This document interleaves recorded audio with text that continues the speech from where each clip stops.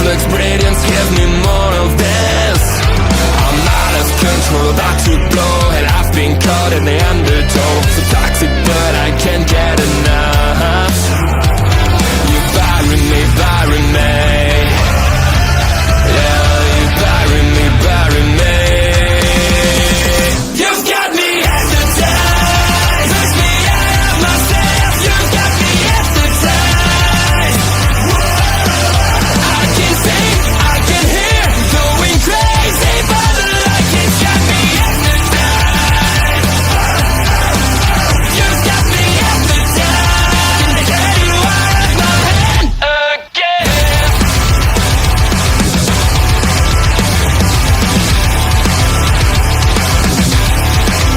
Is it wrong? Is it right? It's like I've won my final war without a fight. I'm out of control, about to blow, and I've been caught in the undertow. So toxic, but I can't get enough. You bury me, bury me. I know you bury me, bury me. You've got me hypnotized, push me out of myself. You've got me hypnotized. I am in misery.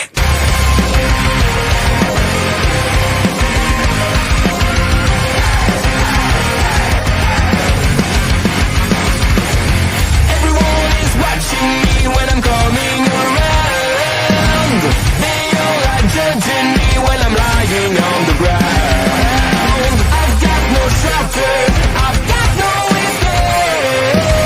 My life is a prison and I can't run away. I feel it in my bones, I'm losing it all. Stuck in my head, I am in misery. Deep inside myself, all I get, my only family. Stuck in the grave, can someone rescue me? I'm burning alive, I got it, I am in misery.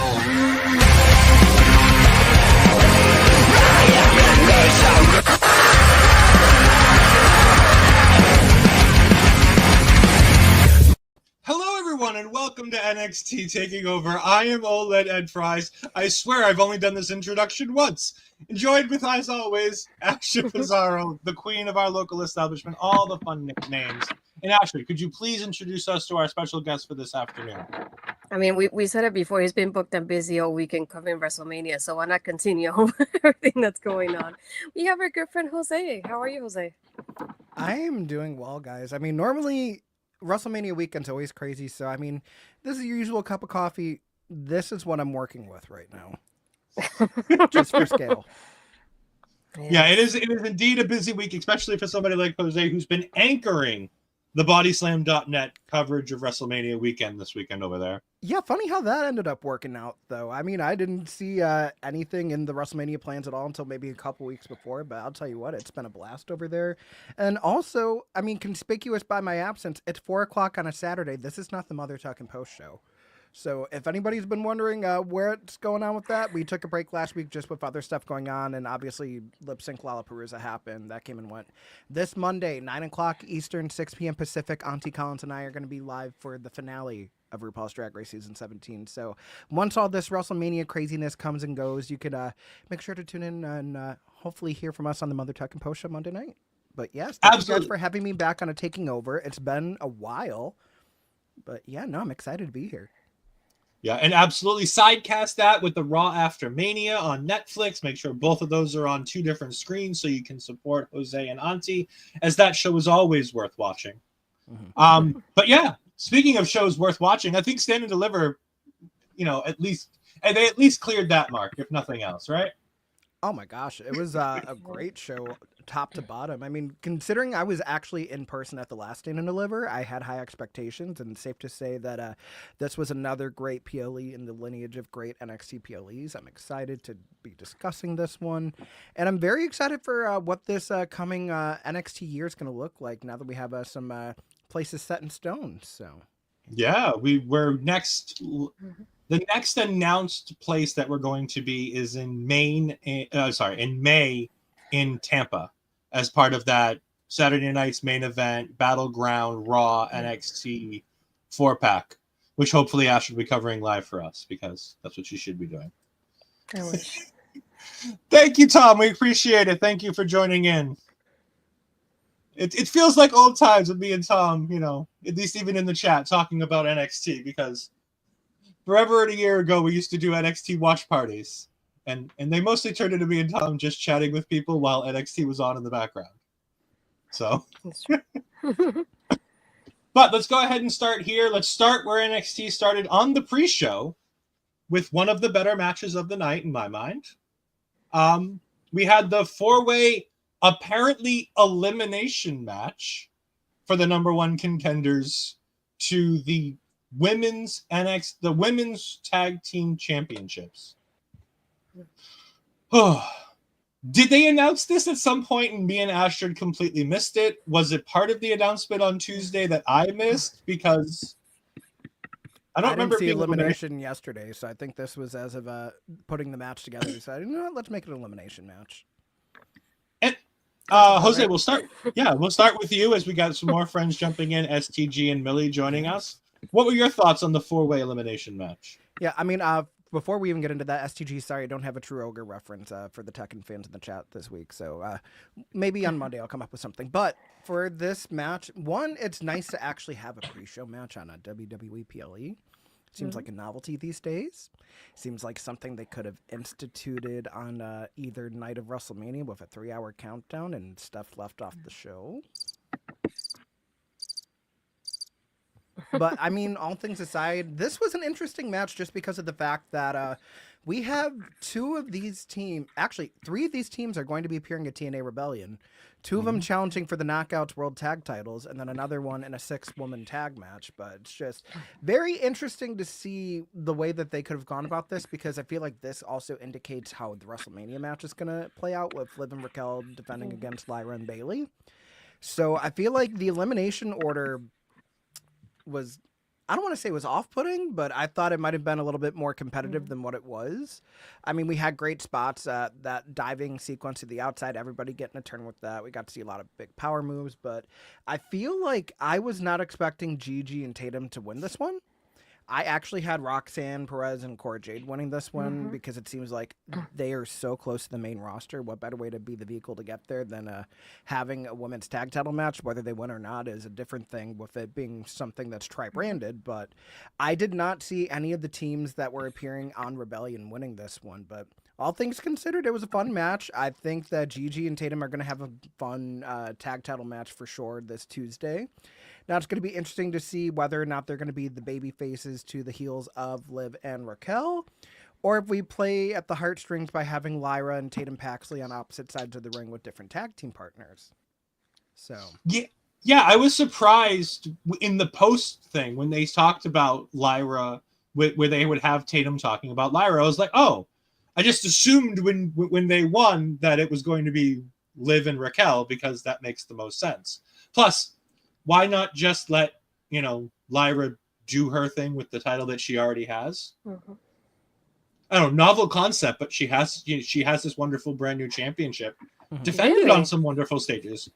Her and Chelsea, like they got these wonderful championships that could, fill some time on a WrestleMania card. Yeah, great title matches too. Not a single PLE defense for either of them.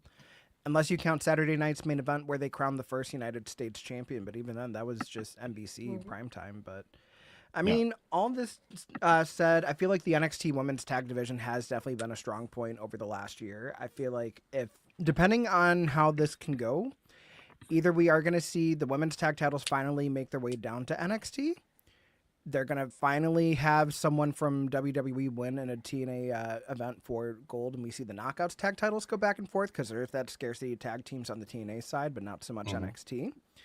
Or neither one happens, and we finally bring back the NXT women's tag titles, because I feel like at this point it's definitely necessary. It feels like everything going on with the main roster tag division has been on the back burner, so to speak, and I feel like with how much of an emphasis you're putting on it in NXT, I feel like giving them that chance to have a championship to contend for on a regular basis is only fair for making more stars that they can eventually call up for the main roster division.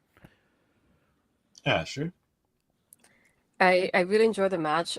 Again, I was thinking the same thing along the lines of Jose. It was like I was not expecting any of the teams going to TNA to actually win this match. To actually have Cora and Roxanne to win this as well. Thinking we haven't had them as a team in a bit now, so it would have been something different to see. But again, having Roxanne walk out on Cora mid match, and in Cora getting eliminated right after was nothing that I didn't see in my playbook when this was It was planned also out very before. lackluster because it was just literally Roxanne's like, Yeah. okay, I'm gonna start walking towards the stage. Felt very Gail Kim 2011. If you know, you It know. just, I feel like it would have been better if like maybe Cora was trying to tag her in, and then all of a sudden Roxanne would jump out the apron and then Yeah. leave because that way everybody sees it versus like her being on the floor. But I feel like a lot of people didn't see it until she started really walking out, and Mhm. even then they had to like they panned out to her and then do something else in the ring and then back to her to like give people the idea that she's actually leaving. So that's something I wasn't expecting. Second part is the Meta girls getting eliminated that quickly. I was not expecting them to be the first ones either. That was something that it took me off just thinking of these are the other girls that I would have put as somebody winning this match because I feel like they should have Mhm. been tag team champions by now. I feel like they're a really established team, and they could have done better if you had the NXT Women's Tag Team titles instead with them at this point. So that's the only failure that I see from United both tag team championships here for both of the rosters for the ladies here. I feel like it would be interesting if like I know that won't happen, but having Lyra and Bailey versus Tatum and Gigi would be so interesting to watch. And I was like, now I want to see that happen. So it makes it tough for Mania to watch tonight. Um, for the weekend, thinking about that too. But I feel like either way, all the women really showed out tonight. Everybody had spotlight to show out a little bit of themselves here in this match. And they worked really well, and I feel like I would have loved it if they had a little bit more time because they only had like I didn't say not even 15 minutes with the entrances as well. But it was one of those like as Mel would say, glorious chaos kind of matches. It was indeed glorious chaos. Yeah, I'll go 3 for 3 that I thought Roxanne and Cora were winning this by leaps and bounds because Chemical X and Lash and Jakara are both in that match for the TNA tag titles at Rebellion. So I was like, okay, well, that leaves Fatal Influence, Terrible Toxic, whatever I want to call them tonight, and Roxanne and Cora. And I thought, like Jose, I mean, I'll echo Jose's point. What better way to bring Roxanne to the main roster than to give her the the women's tag team titles and let her bounce around and see where she fits and see what you're going to do, and then put her wherever you're going to put Bailey and continue that story that you've seemingly forgotten somehow, some way, for some unknown reason. Mhm.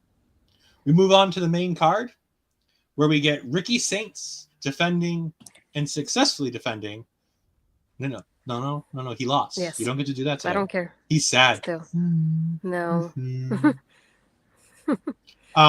Ethan Page loses to Ricky Saints in the North American Championship match. Mhm. Astrid, you're already piping up about this. Let's let you talk about this one.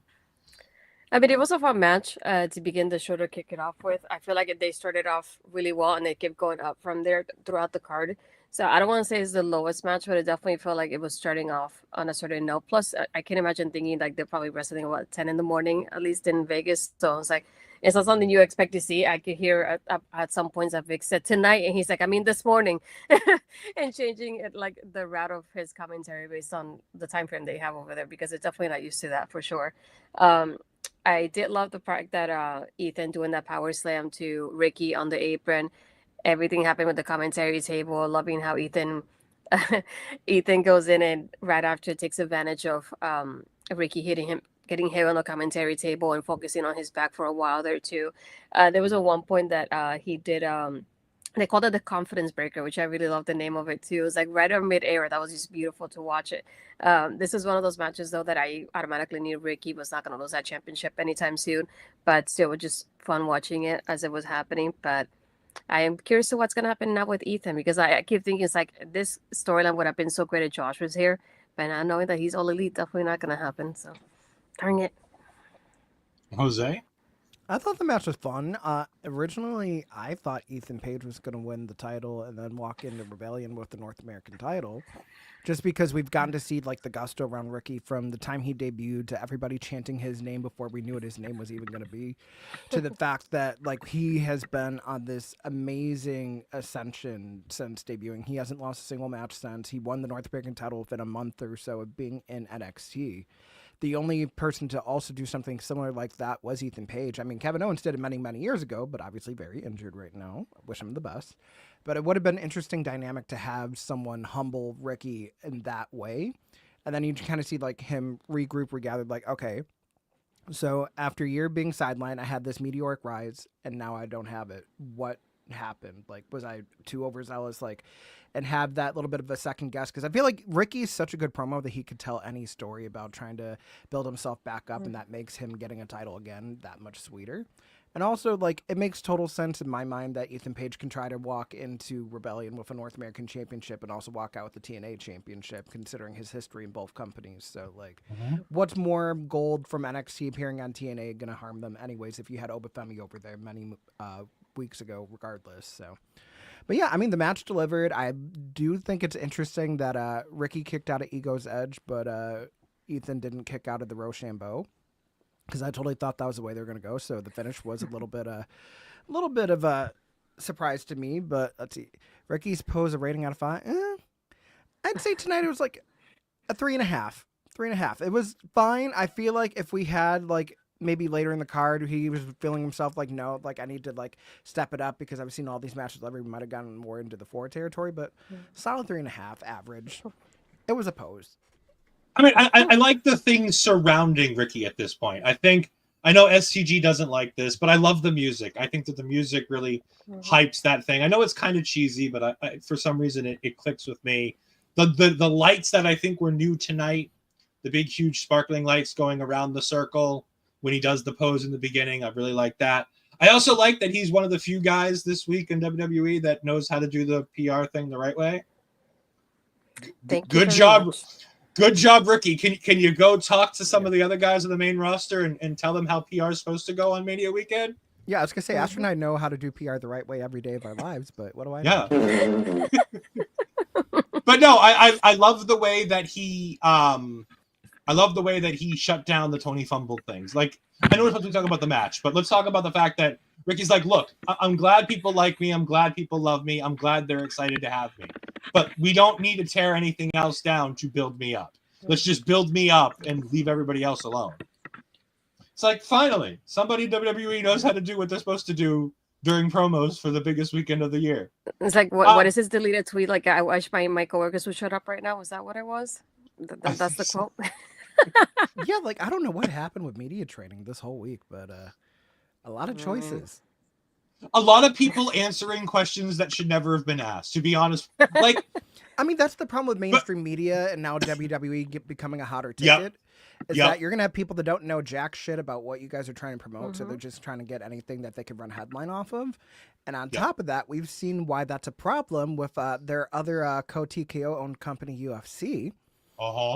Talking about the only rule for a podcast is no douchebags. Yeah. Oh, yeah. We do have that rule here, too, by the way, but we actually go by it. Are you sure? Because I'm here. Jose, we love you. To be fair, I'm shady. I'm not a douchebag. There's a difference. I go in with the intention of a laugh, not of tearing someone down. But like Jose said, like I said, we're not going to get into any of that, but like just the idea of those questions being asked and people actually answering it. It's like, why are you? Yeah, we'll take Shady. We like Shady. Shady's the fine. Organ Lord agrees. Oh no! Oh no! I think this one's great. I bet Ed thinks of me as a douchebag. No, I love not the STG. Meltzer emotes. That's from the wonderful, wonderful world of what is it? Right here. Get the tables. Get the tables. Yep. I was gonna say that's definitely a get the tables. That's a Tony emote if I've ever seen one. Yep. We move on to what I called for most of the night, the shocking match of the night. In a decision that was going to either that broke me and Ashton in completely different ways. I am so furious that Hank and Tank are the new tag team champions in NXT. You build Naxium for all of, and I get, you build somebody so that you can make somebody else. I understand the logic. But why on God's green fucking earth was the choice Hank Tank? You had the no quarter catch crew right there. You can make the no quarter catch crew. Why did we have to make Hank and Tank? However, this match was sensational. Hank and Tank put their bodies on the line in ways that I never thought possible. That dive from Hank onto the announce table may have been one of the scariest things I've seen in a while. And it's not even a risky thing. It's just he's too big to be doing something that quickly, that hard. Oh, my God. My God, I love this thing. This was such a great match. But Bobby was indeed all over the gear today for all of the Hank Tank stuff. As Bobby watched NXT today, so that was nice to hear. I can't say enough good things about this. Naxium, congratulations. It looks like we're getting a split based on what Axiom posted on Twitter, throwing away the Spider-Man suit and growing up. So he's no longer a kid. He is now a grown man.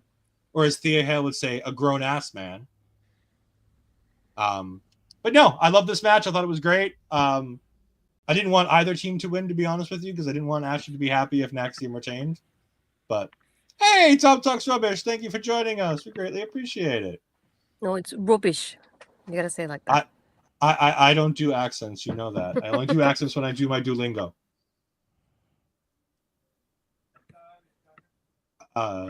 Jose, you go next. Actually kept muting herself. I was waiting for her. Yeah, all good. So I totally predicted we were going to have new champions today. And for the simple reason of every time that we thought that there was a chance that Fraxium was going to lose, they somehow find a way to make it work. And of course, they end up retaining. Now we go into a match where it seems like they're shooing to retain. Of course, they're going to lose the titles. And lo and behold, Hank and Tank bring everything, including the damn kitchen sink, after being on this side quest for months of like trying to learn from every tag team possible in NXT and even TNA, getting that pep talk from the Hardy Boys, like really trying to figure out, okay, what is tag team wrestling to the point where we can make something out of it. So they have a true underdog story through and through, especially going from Hank's humble beginnings from the security guard days back in NXT 2.0 to now. It feels like a full realization of not being afraid to double down and bet on yourself because it could take you to the moon. So I feel like them having that moment and finally besting Fraxium is what NXT is all about. It like not to the same like pomp and circumstance that it remind me of like the moment that Sasha and Bayley had in Brooklyn, but it feels like a good underdog story, not necessarily with cocky heels trying to foil them, but just like going against what many people thought were a sure thing to retain and finally having that where it's like something fresh, something that you could do anything with the division now because you have so many other heel factions you could put against them. And you could also try to figure out what story you want the NXT tag division to tell. Do you want it to be more hot, young, like sprightly upstarts, or do you want it to be something where maybe they get the attention of some more grizzled teams and you see them make their way over and try to challenge for those tag titles because of the level that Fraxium had them on over the last year? So all in all, I'm very satisfied. I'm very intrigued to see what's going to happen on the Raw after WrestleMania because I don't think that they're going to break up because, I mean, every time that we think Fraxium's going to break up, they're fine. Raw is in desperate need of tag teams because aside from Judgment Day that's probably going to dissolve, it's been New Day, it's been the War Raiders, and it's been LWO.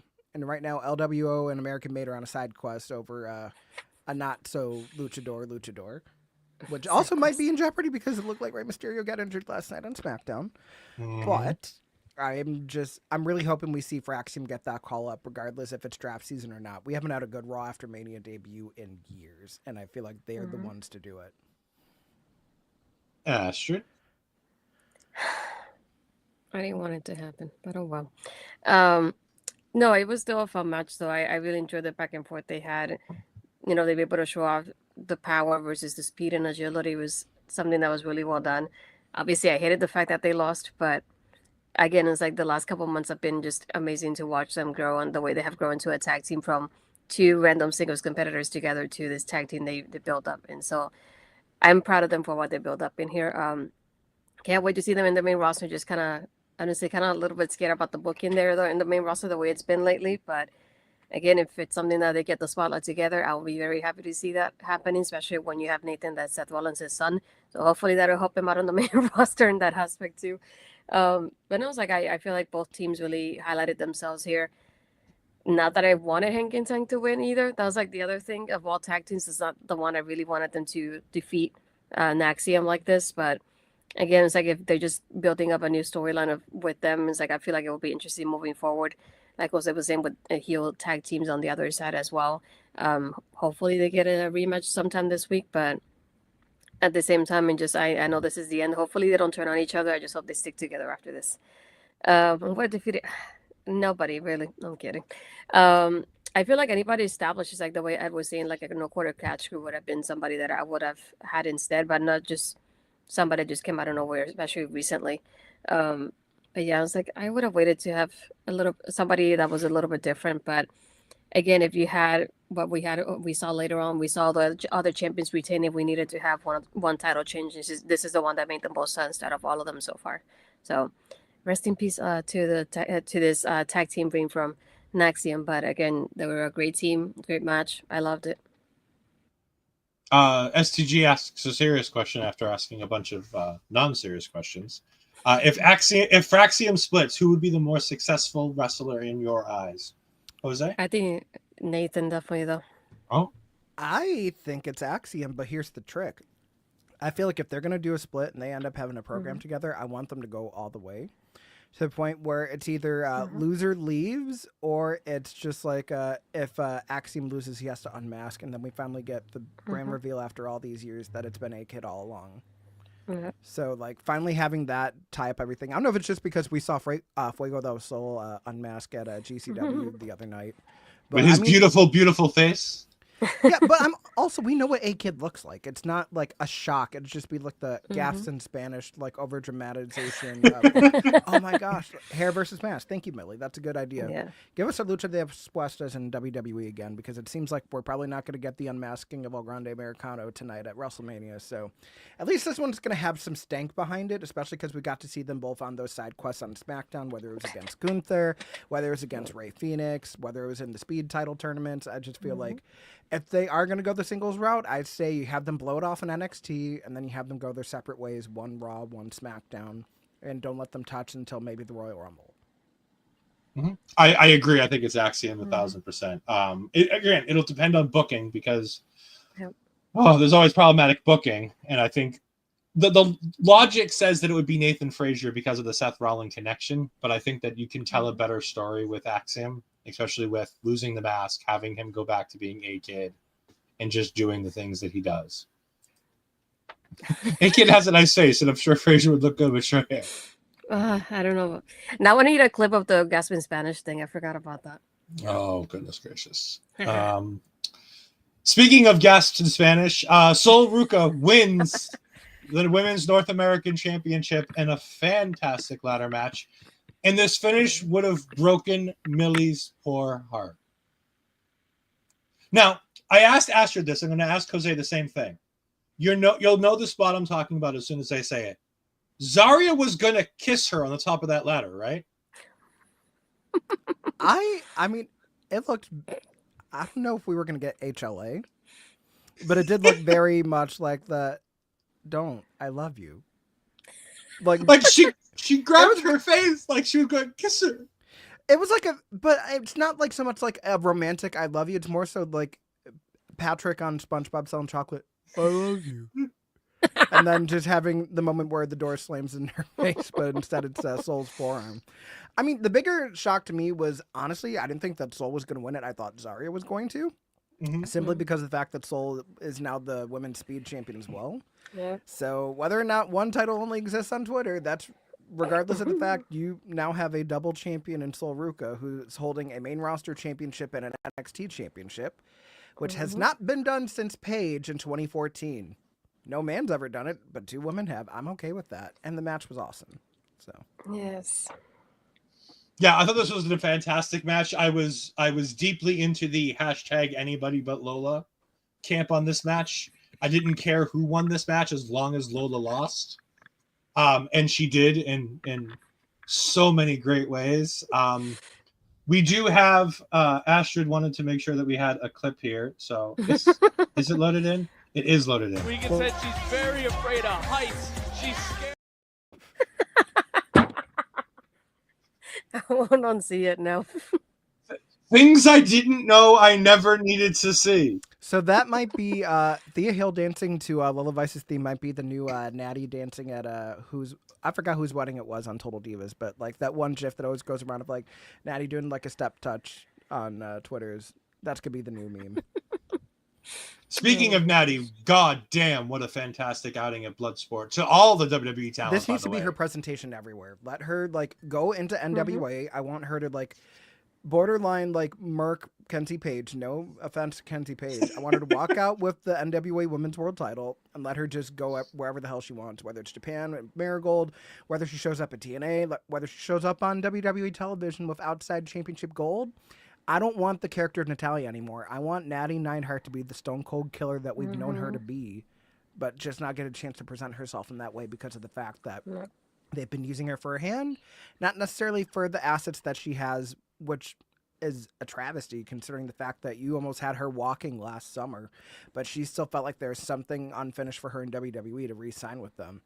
If she was in AEW right now, she was in TNA right now, if she was around the world in Stardom right now, like you would see her on a tear very similar probably to Mercedes Moné being a belt collector and having these 4 or 5-star matches everywhere she goes. But instead, you're using her as a hand to help elevate other girls to get to a level where they can perform on TV and feel comfortable. I need Natty to get her moment this year, and I need her to like actually be shown like the fucking legend that she is, being in a WWE contract for 18 years. Unprecedented for a woman. Hot Takes with Jose, which you can catch on bodyslam.net all weekend long. Simulcast them with our show so you don't miss either show. But no, I thought this ladder match was exactly what it needed to be. I will say that it worried me a bit in the beginning when they started brawling, and then we had the exact same spot twice with Izzi and Zaria on the outside with the ladder tug of war into the stairs. And then we immediately, less than 10 seconds later, did the exact same spot with Soul and Kelani Jordynne inside the ring to the post. I was like, oh no, this is a train wreck about to happen. They have to be able to build better. And they did. Yeah. And don't get me wrong. They went hell for leather. They did fantastic.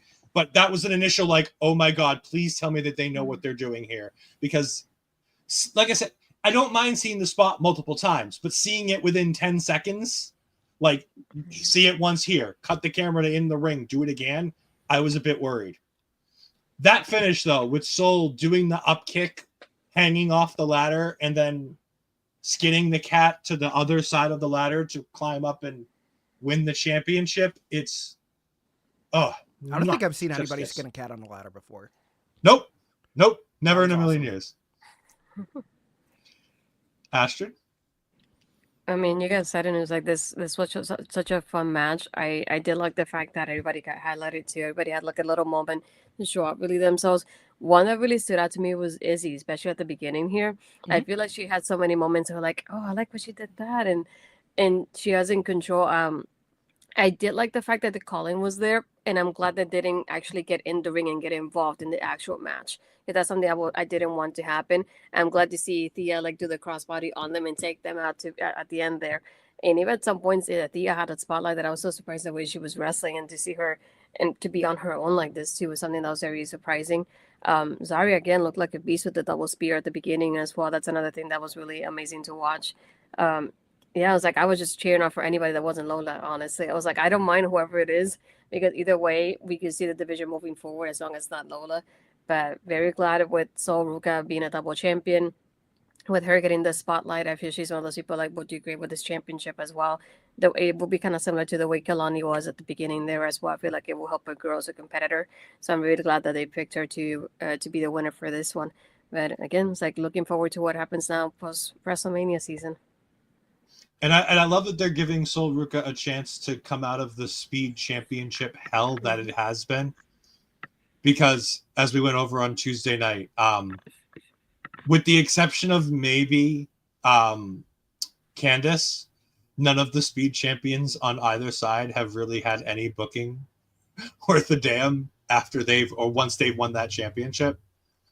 Like Dragon Lee, Asher had to said, I think Dragon Lee held it. He is the current champion of Speed. Like that's how little people know the Speed championships. Yeah, I'll be honest, I didn't keep up with the men's side of it, but now I'm very curious to see what the actual lineage is for the men's side of things, just because I know obviously I can give it to you. It's Ricochet, Andrade, Dragon Lee. That is the entire lineage of the Speed Championship. Really? I thought Gargano had it. Well, I'll be damned. All right. Yeah, no, it's now 5 people. The combined between both, it is 5 people. And Candice held it for 100 some odd days, and Dragon Lee's going on over half a year now, or nearing half a year. Yeah. Well, and they have weekly tournaments that go for like a month and a half. Like it's not like this thing isn't defended. Mm-hmm. Also, this sounds like something me and you would have said, Hollywood Asher. That we've been okay with Sol taking it. Yeah, but I don't think we meant it this way. Like, I don't think we meant that she had to relinquish the title. But then again, that's a whole discussion we're not going to get into again tonight. We don't have time for that. We still have a prediction show to come for WrestleMania after we get done here. Yeah. We move on. In between some of this, we had some backstage segments. I'll bring them all up now because I don't think any of them really matter. We had the backstage segment with Penn and Teller making the Heritage Cup disappear. Hopefully that's permanent. yeah, Hopefully that thing never comes back ever Why again. couldn't they just put Lexus in that box? I would have been happy with that to begin with. I mean, we could have put Lexus in the box too, but as long as the Heritage Cup championship is gone, I'm fine with it. You could have done both at the same time. yeah, but also, why did they never just unify it with the North American title? Reasons? No idea. Because reasons. Sure. Because reasons. We also had, at this point, we had a backstage segment with Hank Tank. It was fantastic. It was a great one where they talked about the brotherhood that they've developed over the year and a half that they've been together, talking about how they didn't want to do it with anybody else. I also finally noticed Tank's tattoos, and I'm like, those are actually kind of nice. I like some of those tattoos. Like he has like some inspirational tattoos on like his like right above his breasts. I'm like, I like some of those.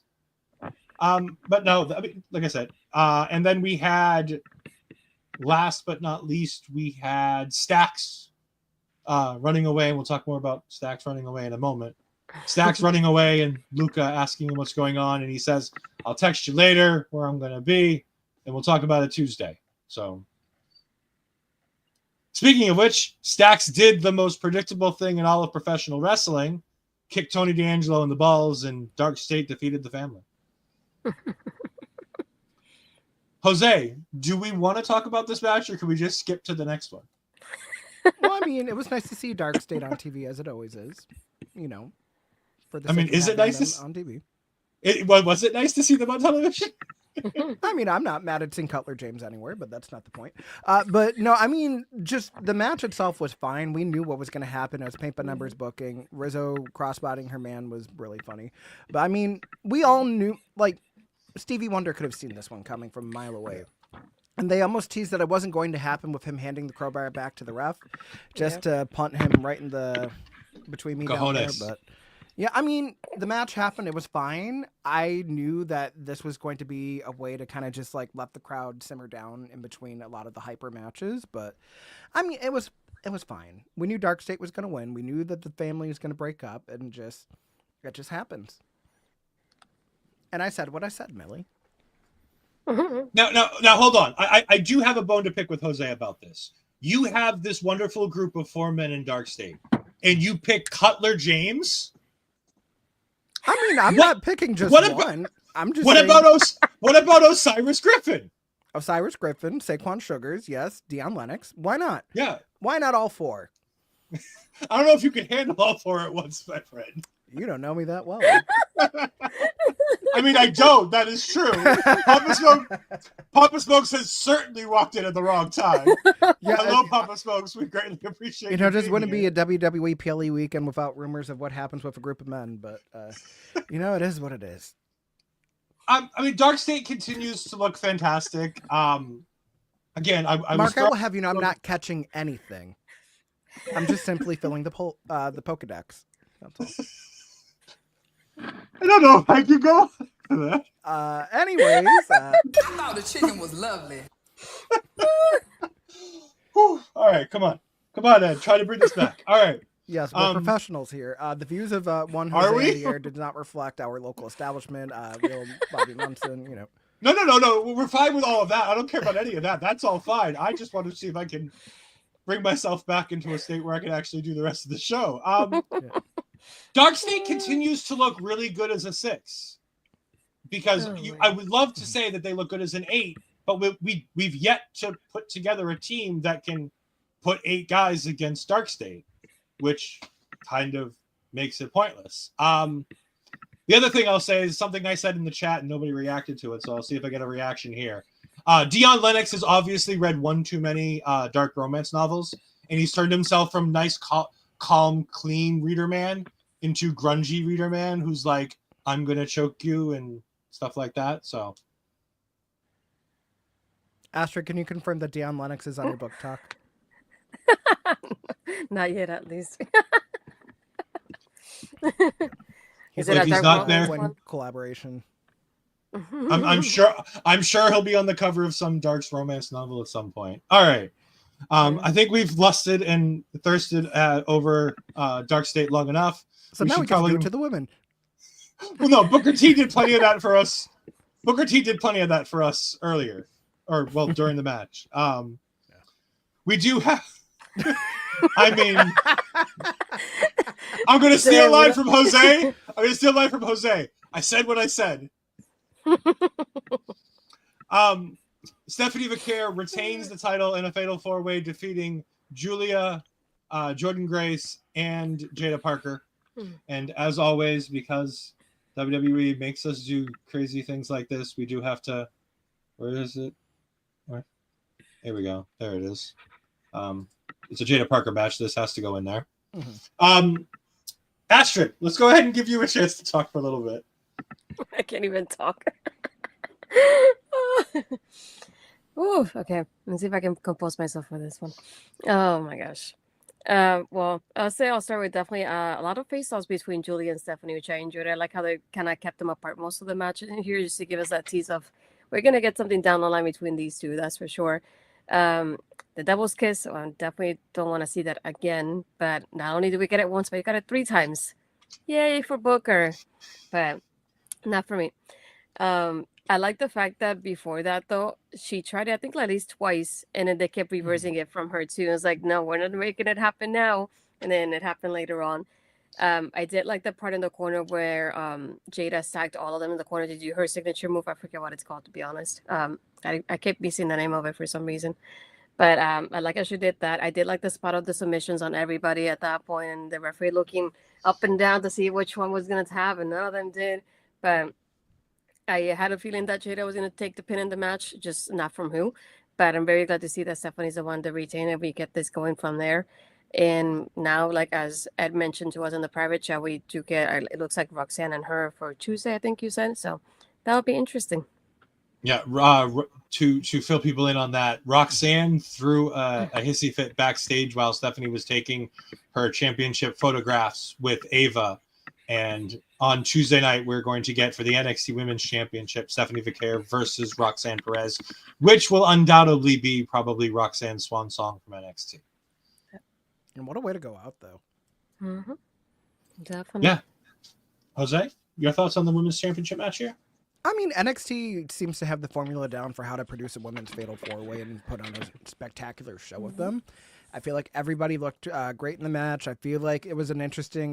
The comment that stood out to me the most was it felt like Corey Graves was burying Jordynne Grace for the first half of the match, talking about like how she was relying on her reputation and kind of what have you done for me lately. To then see her pull out a bunch of stuff like with that spot they have in the corner where she has both Giulia and Stephanie on her shoulders in an electric chair for that Doomsday device, where they saw her do like the 2-for-1 like German and Northern Lights suplex to Jaida and to Giulia. So like when you let Jordynne Grace do Jordynne Grace things, the money's right there. Like it's a return on investment that I feel like everybody has known it was going to be. And I feel like a lot of people have already been talking about the fact, well, I feel like they only put her in NXT just for WrestleMania season because they have so much stuff going on. I feel like I need her on the main roster. And whether or not she's going to be a foil to Naomi or if she's going to align with Naomi, I feel like that's where the money is, because you have two people that have history from another company, and then every time they've touched in the WWE ring since, the crowd has been totally behind it. So are you going to have them continue a rivalry of sorts between what they did in TNA to now in WWE? Or if we're going to try to say that maybe Bianca draws a line in the sand, she stands alongside Jade Cargill. Naomi calls for reinforcements, who better than the Juggernaut? So you have 4 strong, powerful women just beating the hell out of each other, which I'm all for. But yeah, I feel like this one, ultimately, I think it was always going to be Stephanie winning this one. I will say Giulia coming out with the Stardom braids was a nice touch. I feel like now we're going to see a descent into what the Beautiful Madness really could be, because it feels like now she's lost twice. Not only just the fact that she lost twice in NXT, but you think about when she lost the New Japan Strong Women's Championship, it was to Stephanie. She lost the NXT Women's Championship, it was to Stephanie. Well, I'm trying... Shoot, I forgot who actually took the... I think Jaida took the pin in this match, right? Mm-hmm. Which I figured that might be the case, but Yep. I feel like now that we have Stephanie, who has undivided attention to just the NXT Women's Championship, and we see Giulia come back and still not get the job done, I want her to go on a tear the same way that Asuka did after she won the NXT Women's Championship and like turned heel and just beat the hell out of everybody. I want that 2016, 2017, like I'm the Joshi boss, like bow to me kind of reign in NXT for her last little bit there, whether she gets the belt back off of Stephanie or not, or it's just a way for her to look dominant and then they decide that they feel like she's ready for the main roster. You're just breeding another killer for the women's division, which everybody wins that way. Yeah. I mean, maybe it's just me being a fan of Corey Graves. I liked the way Corey Graves was taking the Jordynne Grace needs to prove herself thing. I like the idea. Now, granted, I understand it's BS, but like I understand the idea that in his mind, as a WWE commentator, great, you did all of this wonderful stuff somewhere else. Now come win here and prove it here. Prove it here. Do big things here. Get the job done on a big stage here. I like the idea of that. I don't see it as burying, but I can see why other people would.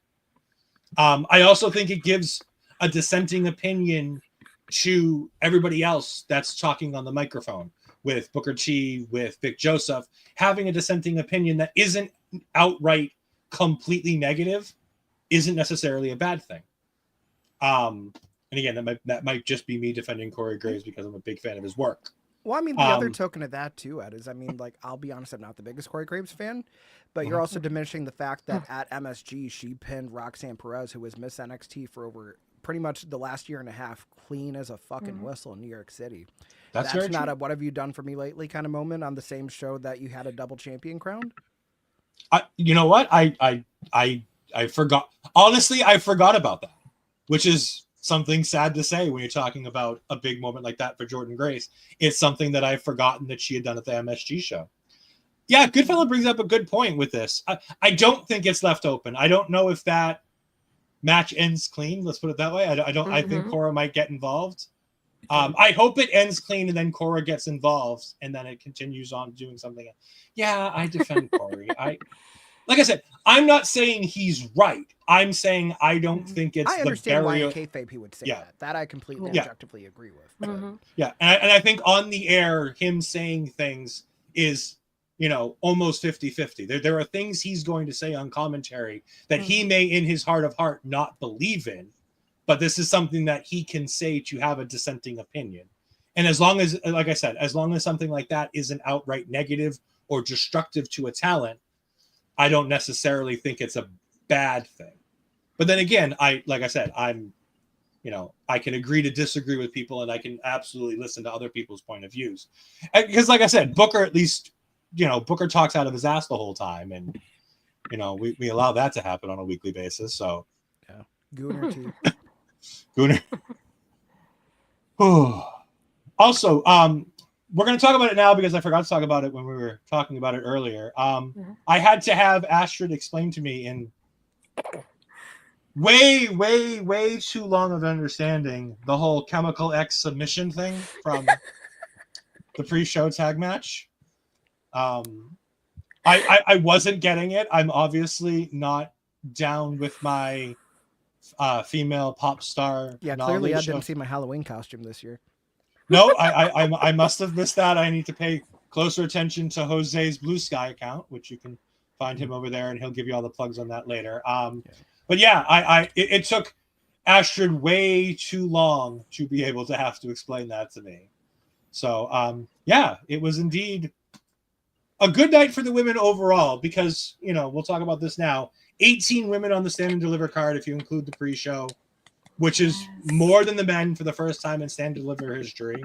It'll probably be the only time in WrestleMania history that we're ever going to be able to say that a WrestleMania WWE-led show had more women on the card than the men. If only this logic would start to permeate the main roster, it would be fantastic.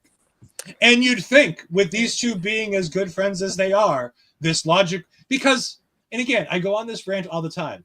People are like, Triple H doesn't understand women's wrestling.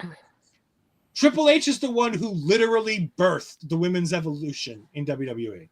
Like, forget that Stephanie McMahon, quote unquote, created women when she brought them up and actually had the women's evolution. But Triple H was the one who was cultivating these talents and putting them on a main stage in NXT while Vince was still running the main roster. So it's not like Triple H can't or doesn't understand how to do what he needs to do. He just needs to continue doing it on the bigger stages that he has control over now. Because we've seen countless times in NXT over both regimes that there's no reason the women can't main event shows. There's no reason that the women can't have multiple matches on shows, meaningful, talented women having all kinds of great matches. We had 3 fantastic women's matches that if this weren't Stand and Deliver and 6 of these 7 matches weren't damn near great, that these women's matches would be up there with NXT Match of the Year this year. But because this card had 6 matches that you could probably go were very good to great on this card, it's, they get mixed in with the rest of them, which is where they should be. Mixed in with the rest of the great matches that we talk about on a nightly basis on these big shows.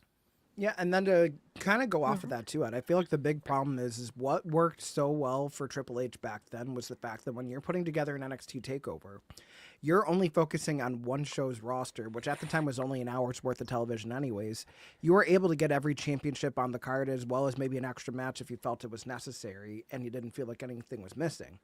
Now, the problem with that philosophy of having concise PLE card is that you have 2 brands with 11 championships between them. And then on top of that, you're having a PLE every 3 or 4 weeks that you're still trying to keep the 5-6 match formula for, where it doesn't work anymore. At least we should be looking at 7 or 8 if you're still going to run a full 3.5 to 4 hours, especially if you're going to try to give everything 20 or so minutes, which it doesn't need in this day and age.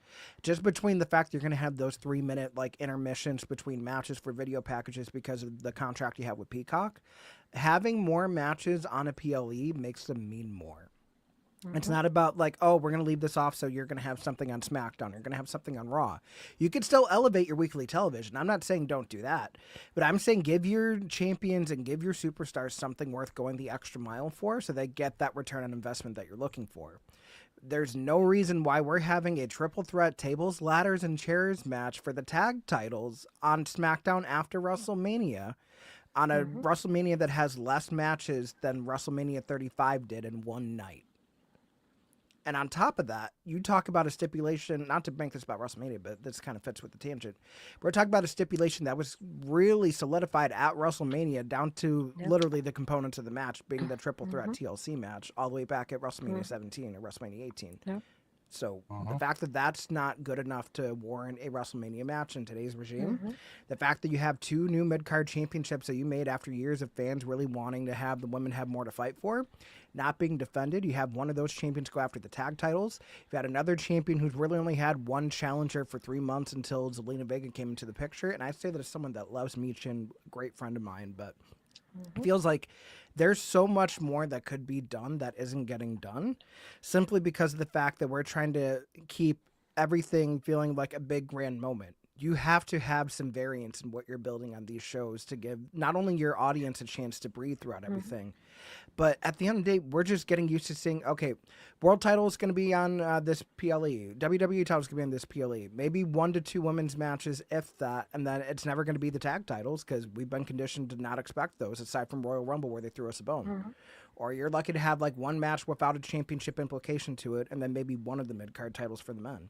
We have to consciously either realize that the formula does not work for multi-branded shows, where you either add more matches to those shows or you decide to alternate like you used to back when they brought back the draft, have a SmackDown PLE, have a Raw PLE, have an NXT PLE, and focus on getting that structure down to a T so you're not leaving champions off the card and you could still build side storylines to have that big payoff. And on the off month that they're not going to have a PLE, you do it on television. It makes it worth tuning into. Absolutely. I love that rant, to be honest. And just thinking about the fact that there's so many people that are not on the WrestleMania card that should be on it because they have worked so hard the last couple And of months. haven't been on a be here. WrestleMania at all and have been in the company for years. Yeah. Like, we're not even getting a women's battle royal, but you're going to have the Andre on SmackDown Exactly. now. There's no reason why we're having a 3-hour countdown show for a 4+ hour one night of WrestleMania out of 2. And there's an absence of matches. You mean tell me the biggest wrestling show of the year does not have enough wrestling by design? No, it's not good enough. No, it's like, and like a good fella saying there's like, we have the Chelsea, the Sheamus, even the Nia and the Candice too. Sami Zayn, who had the big moment last year ending Gunther's historic Intercontinental Championship reign. Nothing. And Nowhere to be Alexa that found. just came back to a great pop at the Rumble.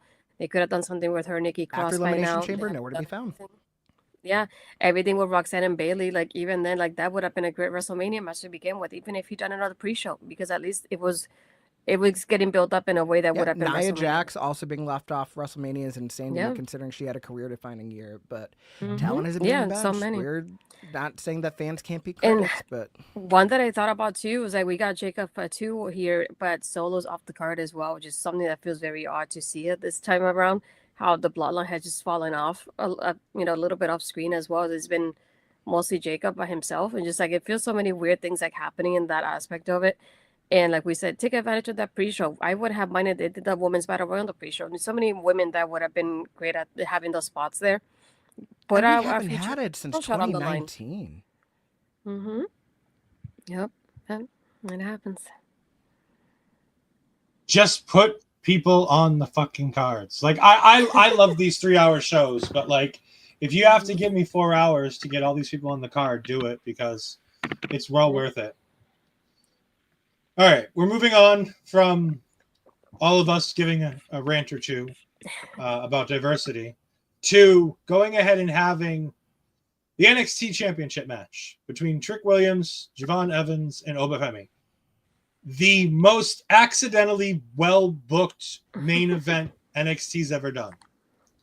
Like, I really think they accidentally fell into this being a perfectly booked main event, long-term booking thing between all the stuff with Trick and Javon to having Javon having moments in these matches and things with Oba Femi to getting to the Trick versus Oba Femi, match again.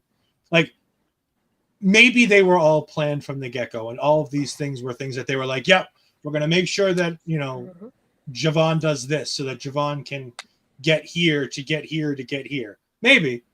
Or they lucked into it. Either way, the one thing I'm going to say about this, and I'm going to let Jose talk about the match, is you can no longer deny, if you were denying it previously, that Javon Evans is a main event NXT talent. No ifs, ands, or but about it. This man tonight proved without a shadow of a doubt to anybody that he is ready for that main event spotlight. He can handle that main event spotlight. And this was an absolute banger in my match of the night. Jose? Yeah, by this time next year, Javon Evans will have, if not, will be the reigning NXT champion. I mean, you talk about someone that's had nothing but upside from the time that they were signed. I mean, to be trusted to, shortly after debuting, be in a PLE main event back at Heatwave and still perform well there. You've been trusted enough to face Randy Orton in his hometown. Like, you just don't get matches with a 14-time world champion on a whim. It's because they see something in you. And like, yeah, the RKO like didn't work out the way it was supposed to. Whoop-de fucking do. That's great. It's wrestling. Things happen. But you talk about someone that's just like unafraid to put whatever they have on the line every chance they get. That shows that this means something to them. The way that he had that tremendous story with Ethan Page about losing his smile and everything and seeing that come up at Roadblock. And then you also have the component of Trick Williams, who's lost himself since losing the NXT Championship. Again, we saw him really just descend into doing whatever it takes to get that title back, going through Eddie Thorpe the way he did, especially with that Underground match, which was something that nobody saw for him, whether he was going to be taking out people by referee stoppage and non-Underground matches, whether it's going to be whatever he could do to get into Obafemi's head, to try to chip away at that chip on his shoulder to show, like, you're not indestructible. I'm him. Like, not to make a Carmelo Hayes moment out of it, because, I mean, it is something that also gets brought up from last week's episode of NXT, but it feels like this is the perfect case scenario. If you have the hot young upstart versus the man that's tried and true to this brand as the face of this brand, versus just the unstoppable powerhouse coming into another Stand and Deliver triple threat match, who, again, has match of the night for a different championship, walking in and walking out with it. And I love that the formulas between these two matches were so different, but also still had some similarities, because you are going to have those high-flying spots that either you did expect or you didn't expect. You're going to have those shows of strength that you either did expect or didn't expect. You're going to have things getting physical on the outside. Barricades go down. The table goes down. People were on the edge of their seat because it looked like there were a lot of times where Javon was going to get the win, and especially on Oba. Not even just on Trick. He was going to pin the champion himself. And those near fall sequences that we saw were just phenomenal. We saw the tornado, and then immediately Trick comes in, breaks it up. Trick knee gets him groggy, and then the fall from grace to both of them to close out the show. It was a tremendous main event that lives up to anything that we've seen at Stand and Deliver, or just any NXT PLE dating back to the TakeOver days. I would hold this one in high regard as well. So a great job for all three of these men, a great way to represent some diversity on this card, because we've been largely critical about the fact that we have not seen enough representation on the WrestleMania card this year, especially for black men. And you have three of them who are just stars in every sense of the word, showing up and showing out this weekend. So that right now, as it stands, might be the match to beat going into WrestleMania Night 1 tonight. Astrid? I mean, one thing that I always say about NXT is that whenever they have multi-person matches, I love the formula they have, to the fact that there's always something going on between all three people. There's not really one of those, like, you get a break and somebody's on the outside. It barely lasts when it happens. And you can see that happening in this match as well. There was barely any moment that all three of them were not going against each other somehow. And I love seeing that between all of them. There's so many moments, like Jose was saying, that, you know, so many close calls with Javon in here, but also Trick showing us a little bit of the difference in his maneuvers and his moveset here tonight compared to what he usually does, which is very nice to see as well. At that point when Javon just starts going after Oba, and he just literally kicks him before he does that and stops him. And so many moments that I was like, shoot, it was like, it could go either way, even though in my mind I see Oba as the winner, but it gave me those close calls that I'm like, oof, Javon could have taken it there. Oh, that could have been Trick's moment. Even like Oba stopping the referee at one point outside of the ring because of the pin that was happening, and the referee kicking him so he could get to that pin. Like, moments like that were so freaking close. And I loved every bit of this here. The energy from Javon that definitely showed out how he has grown so much the last few months, and you can see that happening in this match as well. The growth that we get from all three guys, it was just incredible to watch. Yeah, such an incredible match. There's no other way to point this out to anybody, but they did great. They should be proud. A great main event. I'm glad everybody here, like all this whole pay-per-view tonight, there was no like downfall for me because the action was so great in every match and everything was so different too. There was no like copy paste to any of the matches, and I'm glad to see that happening. NXT, that everything's so different. It still delivers, as we mentioned earlier. But again, what a great way to start the WrestleMania day. Yeah, I mean, I've been an Oba feminist since day one. I love this man. He is one of the greatest things. But the thing that I'll say about Oba Femi, WWE's always had a tough time sometimes trying to book a giant in different ways. He is been perfectly booked with, in the beginning, they gave him the Oba Femi type matches. The matches where he did the things he could do well. They didn't go ahead and make him do anything that he wasn't ready to do, wasn't able to do. And they've taken him to a height where he's an unbeatable monster that can be defeated. Like, he's not unbeatable in the sense of you can't believe somebody can beat him. They tell you almost every match, they make you believe X person could beat Oba Femi, Y person could beat Oba Femi. But at the end of the day, he's always too big, too strong, too fast, too powerful. Whatever two you need, Oba Femi has it to become, to retain, to regain, to win, whatever it might be. There's something special in Oba Femi that they've figured out. He is, and I've been saying it since, I don't know if it's before Deadline, I've been saying this. He's exactly what WWE wanted Omos to be. He is their Nigerian giant who can talk the talk, walk the walk. He can have the 4 or 5-star match. He can cut a promo that the fans are engaged in. The fans adore him, even though I think he's technically a heel. Like, he's everything they want him to be. And Javon Evans was 1,000% correct. I can see in a few years us talking about Oba Femi main eventing WrestleMania, not Stand and Deliver. I can see him main eventing WrestleMania if they continue to do what they do in NXT with him on the main roster. He's just that damn good. And more importantly, his skill set is improving. The Oba Femi match is no longer a small box. The Oba Femi match is whatever you need him to do, he's going to do, and he's going to do it well. I cannot sing his praises enough. I wanted Javon to win this match.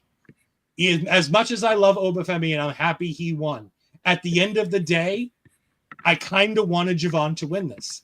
I thought that would have been a stamp on the end of this thing to be like, this is what we want. Bring Oba Femi up, put him on the main roster, let him challenge the Jacob Fatus of the world, let him challenge the Braun Breakers of the world, let him become that beast on the main roster and start telling that story, and let Javon Evans continue to develop with a championship around his waist and to continue being the main event level star that he is now officially is, whether you like him or not. He is fantastic. Oba is great. Trick Williams did everything he needs to do. Now put that man back with Carmelo Hayes and let them tear up the SmackDown tag team division. You just put Carmelo over in a big way on SmackDown, winning the Andre the Giant Memorial Battle Royal, which, as we all know, they want to mean something and it never does. Make it mean something. Have Trick show up on Tuesday and have him come out when they're doing Miz TV and have him be like, Mello, you were fucking right. Last year, everything you said to me, you were right. And have him knock the fuck out of the Miz and just lay him out and the two of them walk out. Put them back together. Put the tag titles back on them after you put them on whoever with the TLC match, which is going to be a show stealer next Friday night. And then build to Mania Backlash, and boom, there's your tag team championship match. Trick Mello one more time, going up against. If it were me, personally, it would be Motor City Machine Guns. That's who I'd do if it were me. I would do the Motor City Machine Guns. It's the easiest story to tell because the Profits are kind of heels. Gargano and Ciampa are definitely heels. But I think that there's a room for all three of these guys to blossom as soon as they want them to. And that's the point of NXT. Yep. Yeah. Nail on the head. Sorry, I had to bring something. Jose's been bringing way more than I had all night, so I had to make sure I brought a little something to the show. Well, I mean, I wouldn't even say so much that. I think it's also just the fact that, like, we've been so conditioned to seeing, like, okay, we have Trick Williams in this, like, is he a heel? Is he not a heel? Because I wouldn't even say it's so much like a tweener, because it feels like, depending on his actions, it's all the way one or all the way the other. It's never just, like, any sort of gray area. I'd be very interested to see if they utilize him in something where he is going to realign with Carmelo and you see, like, the Miz get ousted because, I mean, it doesn't really matter. Or if you try to get him, like, one last match in NXT, let him send off the crowd with, like, thank you, Trick chants, whatever, and let him debut as a babyface, because that entrance chant is worth its weight in gold. Because anywhere you go, you're going to have the whole crowd chanting, whoop that Trick. Maybe you have him in a program with Carmelo, and they run it back like they never had a chance to, but on the main roster. And that could set up something for maybe the United States Championship picture if it's still going to be on SmackDown, because it seems like they are in need of who can actually, like, go step up against, whether it's going to be LA Knight or Jacob Fatu, like, reinvigorating the mid-card division, because it feels like you have so many clear main eventers. You have people that are, like, kind of in the mid-card area, and then people that are, like, kind of in the tag area. We need some definition. Yep. This WrestleMania could be a massive turning point in what both NXT and WWE are going forward. There's a chance that there could be a turning point here on what everything is if they take the right paths with storylines and booking with all the talent that they have in NXT right now that are ready. That NXT Ethan Page is ready. Bring him up. Jordynne Grace, Roxanne Perez, both ready. Bring them up. Lash and Jakara, bring them up. As much as I'm not sold on Jakara yet, you can't bring up Lash without bringing up Jakara. So bring them both up and stop let waiting Jakara for Noam to get cleared. Like, if anything, bring them up on their own. Whether they're still going to be called Metaphor or not is its own thing, because it feels like at this point Metaphor is done, because we've seen Oro Mensah on Evolve of all places, so it doesn't seem like they're even interacting with him on television anymore. Like, let them keep the music, but, like, you could change it to just the Meta Girls or just, like, some sort of riff off of that, and then when Noam Dar is clear, you have him go on the main roster. Let him mix it up with Pete Dunne. Let him mix it up with Tyler Bates, something like that. Like, show, like, give him his cred back from, like, the NXT UK days from 205 Live. It feels like he's been a great asset to Metaphor, but because we haven't seen it on television in so long just because of injury, it's okay to let it die. Yeah, absolutely. Jose, tell us all the wonderful places that you are going to be doing all kinds of fantastic work and where the people can find you on the socials. Yes, so tonight and tomorrow night are both WrestleMania post shows for bodyslam.net, so youtube.com/@bodyslamnet. Also on all the socials, so if you're on Facebook watching, Twitch, X, you could also watch it there. This coming Monday night is the season 17 finale episode for RuPaul's Drag Race on the Mother Tuckin' post show. I can officially confirm that we will be back for RuPaul's Drag Race All Stars 10 come May on a new time and date, because Saturday afternoons has been trying us for the last season. But hey, that's the beauty of having a show that moves from a cable schedule to a streaming schedule. You're able to accommodate it a little bit better. So I'm excited about that. Auntie Collins and I aren't going anywhere. So if you were praying for a downfall, you could tweet us at Hulk Hogan. But I mean, I'm going to be everywhere, basically. And then this coming Wednesday night, Body Slam again, myself and JPJ Loves Gaming. You might know him from Between Two Beards, from Raw Dogs over in Body Slam. Him and I are going to be doing some weekly Dynamite post shows now, so that's a fun development that we can't wait to see. The name is still up in the air, but I mean, I just keep it easy. Jose in the Air has you covered everywhere. So whether it's X, Blue Sky, Instagram, TikTok, YouTube, just find me at Jose in the Air. You will enjoy what you find, I hope. But yes, thank you guys for having me back on another Taking Over for a great Absolutely. PLE. Astrid, I know you're bowing out for the rest of WrestleMania weekend on us, trying to take it easy this year. So where can the people find you going forward after WrestleMania weekend? Probably I mean, her you can bed. find me on not in my bed, in the sofa. You can find me on Tuesday doing Taking Over with Ed again, and this is our post Stand and Deliver NXT, so that should be exciting. What is happening next? As we said earlier, we get Roxanne versus Stephanie so far, and who knows what else at this point will happen by then. Other than that, you can find me Twitter, Blue Skies, Astro Bizarro, and then Instagram and Threads as Bizarro20. And if you're here, you're most likely on my YouTube channel, which is like my name as you see there. I got 303 subs, so going up there again to the 500. So hopefully soon. That will be it for now. We thank you all for joining us. I'll throw this down, but you're going to see me later on tonight. EdFries12584 on Twitter, twitch.tv/EdFries2002. You can catch me tonight, potentially with the great Megan Abrams, if she can stay up long enough for the show tonight. Otherwise, you can see me, like I said, I'll be doing Mania Night 1 post-show tonight here with somebody, myself, potentially just me, ranting at all of you. That'll be a whole bunch of fun that you guys will all thoroughly enjoy. You can go ahead and find me with the POV gang tomorrow as we're joined by the great Tom Colliehue. Talk all kinds of great news, notes of night 1, predictions for night 2. We're going to talk a little blood sport. We're going to have a lightning round with some sports stuff. All the great POV things that you know and expect. You can go ahead and catch me on that. You can catch me, like Ashton said, here next Tuesday night. We have, on top of the Women's NXT Championship match, we do know we have the NXT Women's Tag Team Championship match coming up as well between Chemical X versus either Lyra and Bailey or Judgment Day, one of the two. So we will find that out. I believe later tonight we'll find out the answer to that match. That's, I believe, on the night 1 card. But here are all the things that you can see from our local establishment this weekend, for the rest of the weekend and for the whole week. Make sure you check us out wherever you can. You can find us at Ole Podcast on almost all social medias. You can find us on YouTube and Twitch at our local establishment. We are here doing all kinds of great things, whether it be the Mother Talking Post Show, whether it be Marvel Talk, whether it be wrestling based, whether it be music interviews. We've got something for everybody, so please make sure you stay here. All kinds of great stuff coming up. So here's the calendar for the rest of the week. Have a great night. Enjoy your WrestleMania, everybody, and catch us all doing all of our great things everywhere that we are. Goodbye.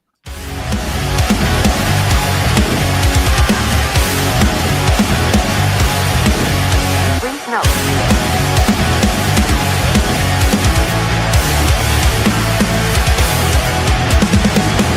Never gonna stop, never gonna change, never gonna do the things you say. I run my own way to get there. Pulls a coin and the eyes seem to care. In the air, no more crowd, just the opposite kind of few clouds. So tell me the storm is coming, for the sake of all your lies.